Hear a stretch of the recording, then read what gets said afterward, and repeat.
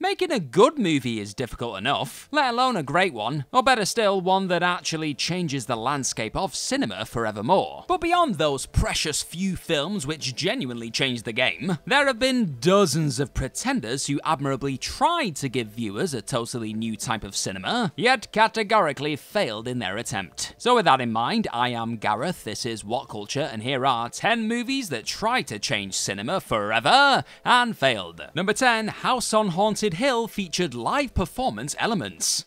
If cinema has any one clear limitation, it's surely the barrier between the flat screen and the audience. The audience knows they're looking at a lifeless, pre-recorded image, and so the cinema is effectively a safe, hermetically sealed space in which to watch a story unfold. But there have actually been periodic attempts to add live performance elements to theatrical movie screenings, as most famously occurred for the release of the Vincent Price starring 1959 horror classic House on Haunted Hill. For a sequence late in the movie where a skeleton rises from a vat of acid, director William Castle encouraged cinema managers to rig up a skeleton in the screen where the film was being shown, and then levitate it around the screen on a series of pulleys in a gimmick Castle dubbed Immergio. The gimmick helped propel the film to stonking box office success, even if Immergio was ultimately a one-off, likely due to the cost of requiring an actual pair of hands to operate and maintain the rigging for every single screening. That's a lot of work right there. It has, however, been recreated in more recent retrospective screenings of House on Haunted Hill,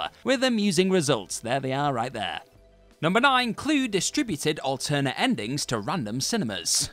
When in-cinema props are too much bother, why not just film multiple endings for the movie and randomly ship them to cinemas across the globe, eh? That's what happened during the theatrical release of the 1985 black comedy classic Clue. Now, while it's not exactly uncommon for filmmakers to shoot multiple endings, typically the alternate climax will only show up on the home video release, perhaps in piecemeal form, having not gone through the post-production process. But writer-director Jonathan Lynn shot 3 endings for Clue, and on release day, audiences were shocked to discover the different outcomes they were experiencing compared to their pals who lived in the next town over. Wait, what happened to yours? And quite ingeniously, these endings were all included on the film's home video release, with the first 2 serving as fake-outs before the third proved to be the canon ending. Despite the potential for this to drum up greater repeat business with popular movies, it's a novelty that's actually scarcely been repeated. Unfriended Dark Web reportedly pulled a similar trick a few years back, but probably due to the added costs and impracticality of shipping 2 versions of a film to cinemas, there hasn't really been all that much studio enthusiasm.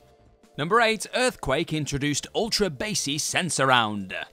Though there have been countless attempts to innovate the look of a film with IMAX and 3D presentation, innovations in sound are generally far less publicised, if only because the general public has a far more limited understanding of the oral exhibition of a movie. But for Universal's 1974 disaster flick Earthquake, they boldly shipped a series of gigantic subwoofers to cinemas and pumped 120 decibels of infra bass into screens during the film's destruction scenes, hoping to replicate the feeling of an actual life-threatening calamity. Right then. During a test screening, the speaker's bass was actually intense enough to crack the ceiling's plaster, such that when the film was released and re-screened there months later, a net had to be installed to catch any falling debris. Yikes. Despite Earthquake grossing almost $80 million against a $7 million budget, seemingly making the experiment a success, it was employed on just 3 more movies throughout the 70s before being quietly phased out. The attempt to shine a light on the immersive power of sound was definitely admirable, but if the modern film market is any indication, a hefty IMAX sound system is probably enough, right? I mean, people don't want to feel like they might burst an eardrum, or get smacked with actual debris. Well, most people. Number 7, Unsane tried to kickstart the iPhone movie revolution.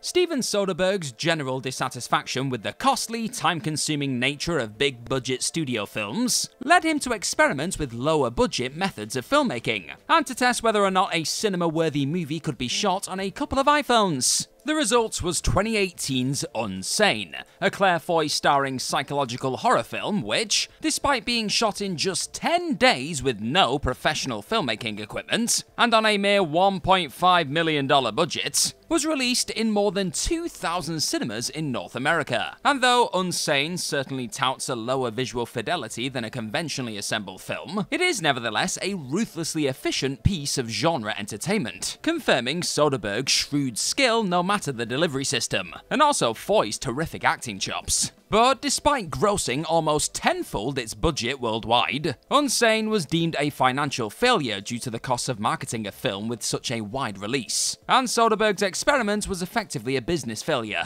After all, if one of the most acclaimed directors on the planet couldn't make this work, what hope would a no-name filmmaker shooting their own iPhone film possibly have? In an era where audiences are generally only turning up en masse for blockbuster event films, iPhone movies are much better suited for streaming services, which likely explains why Soderbergh's next iPhone film, High Flying Bird, went direct to Netflix. The director's dabbling in this field hasn't sparked the revolution he might have been hoping for, as iPhone-shot films are still enormous rarities in even indie filmmaking circles.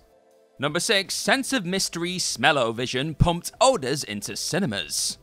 If cinema is primarily accepted to be a visual and oral medium, filmmakers have very occasionally flirted with the idea of exploiting the olfactory system. That is, our sense of smell. If you've ever walked into a room you haven't visited in quite some time, the smell alone may recall vivid memories you associate with it. Yet, despite the power of a good sniff, Hollywood has unsurprisingly made little headway with it. The most famous example is the 1960 Jack Cardiff-directed mystery film Scent of Mystery, which pioneered smell-o-vision technology to pump smells relevant to what's occurring on screen through vents installed beneath the cinema seats. How cool! This was an attempt to upgrade the Aroma-Rama tech created the year prior, which instead pumped smells through the cinema's pre-existing air conditioning system. Ultimately, both attempts to add a third sensory output to their movies fell upon deaf, noses, with audiences and critics alike. Since then, films have occasionally offered scratch and sniff odor cards as a cheaper alternative, for John Waters' 1981 film Polyester, and also 2011's Spy Kids All the Time in the World. But it's almost always as a tongue-in-cheek gimmick rather than an earnest attempt to really expand the audience's perception of a film.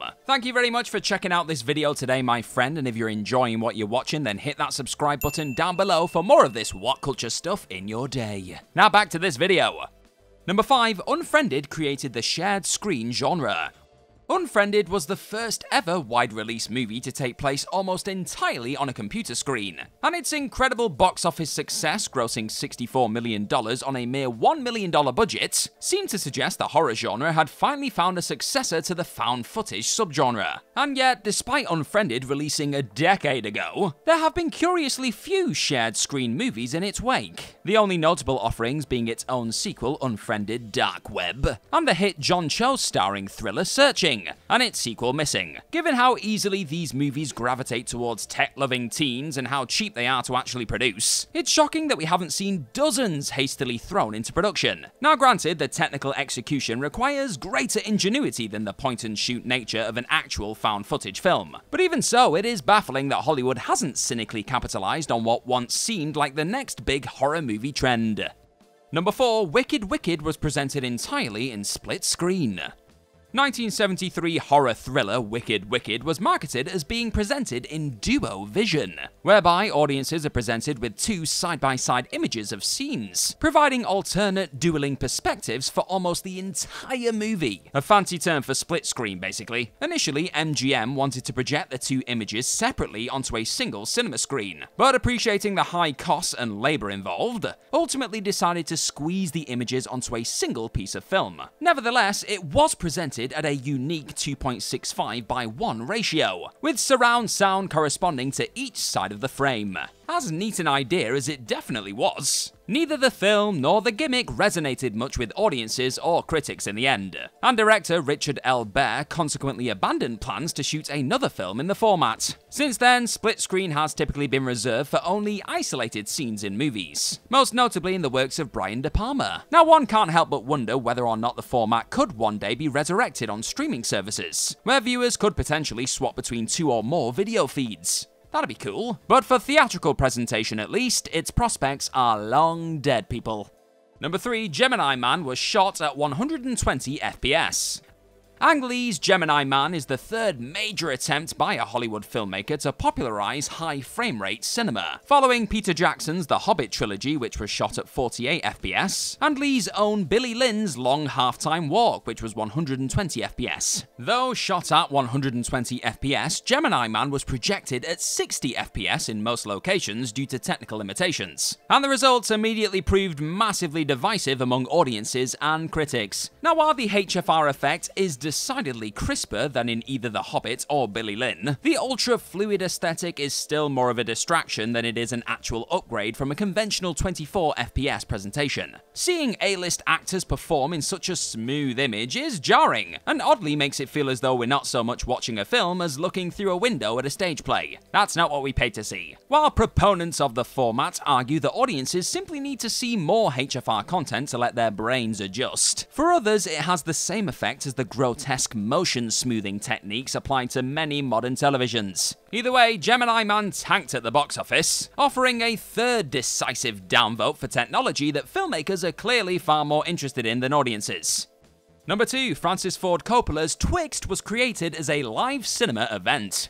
Francis Ford Coppola's 2011 horror film Twix came and went without any fuss at all, playing the festival circuit for a spell before disappearing amid a slew of negative reviews. Despite this being the latest effort from the genius behind the Godfather trilogy and Apocalypse Now. Though there's a solid chance you've never even heard of the film, Coppola initially had bold plans for it, hoping to tour Twix around the world as a live cinema event. Coppola's plan was to be present for screenings of the movie, sat at the back of the theater in an editing booth, where he'd re-edit the film on the fly to match the audience's response to certain scenes, to make the film feel alive and ensure that every screening was different. It was an insane idea, of course, if only because editing is an extremely painstaking process, and the best Coppola could have really pulled off was having pre-edited alternate scenes, which he could switch to with the press of a button. But ultimately, there wouldn't have been much for Coppola to react to beyond snoring, if those scathing reviews are anything to go by. The legendary filmmaker ended up quietly ditching the idea